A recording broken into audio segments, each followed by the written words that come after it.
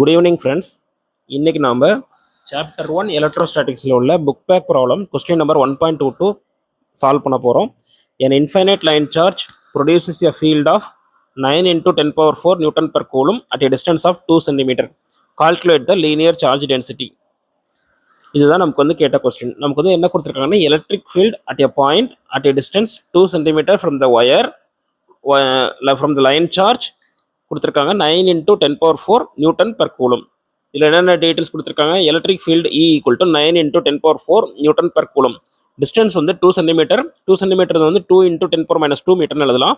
நமக்கு எப்போவுமே தெரிஞ்ச வேல்யூ வந்து Coulomb's constant K equal to 9 into 10 power 9 newton metre square by coulomb square.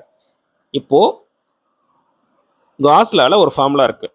Electric field produced by infinite line charge at a radial distance r. அதுக்கு ஒரு formula இருக்கு. E equal to lambda divided by 2 by epsilon naught r.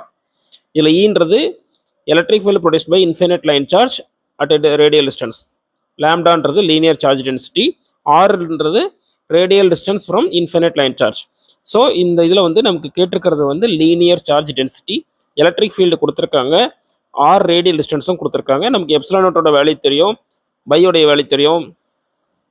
So lambda எப்படி calculate பண்ணலாம்? Lambda equal to lambda வந்து ஒரு side கொண்டுட்டு மீதி எல்லாத்தையும் ஒரு சைடு கொண்டு போனோம்னா E into 2 by epsilon naught r. இப்போது நமக்கு தெரிஞ்ச ஒரு விஷயம் என்னென்னா coulombs constant K equal to 1 by 4 by epsilon naught. அது மூலமாக நமக்கு வந்து 2 by epsilon naught equal to 1 by 2Kன்றதை கொண்டு வந்துடலாம். அது எப்படின்றது இந்த டேபிளில் காமிச்சிருக்கேன். K equal to 1 by 4 by epsilon naught. ரெண்டு சைடுமே 2 மல்டிப்ளை பண்ணால் 2K equal to 2 by 4 by epsilon naught. 2 4 cancel பண்ணும்போது 1 by 2 by epsilon naught. So 2 by epsilon naught வந்து லெஃப்ட் சைடு ஆஃப் ஈக்குவேஷன் கொண்டு போயிட்டு 2Kவை இந்த சைடு கொண்டு வந்தோம்னா 2 by epsilon naught equal to 1 by 2Kன்னு வந்துடும். So lambda equal to E into 2 by epsilon naught r அப்படின்றத E into r 2 by epsilon naught பதிலாக 1 by 2K. So இதெல்லாமே நம்ம சப்ஸ்டியூட் பண்ணும்போது 9 into 10 power 4 electric field radial distance வந்து 2 into 10 power minus 2 divided by 2 into 9 into 10 power 9. So நம்ம வந்து இதை cancel பண்ணுறோம். 9 9 cancel, 2 2 cancel. So 10 power 4 10 power minus 2 10 power 9 கீழே 10 power 9 இவ்வளோ தான் இருக்கும். ஸோ எல்லா 10 பவரையும் ஒரே இடத்துல கொண்டு வந்தோம்னா 10 power 4 minus 2 minus 9 கீழே இருக்கிற ப்ளஸ் 9 மேலே போகும்போது minus 9 ஆகிடும். So 10 power minus 7 coulomb per metre.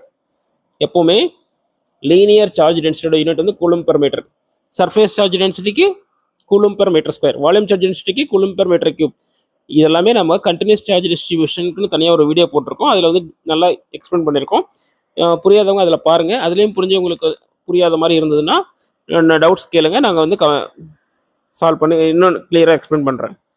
So என்னோட கடைசி ஆன்சர் வந்து பார்த்தீங்கன்னா linear charge density of the infinite line charges 10 power minus 7 coulomb per metre.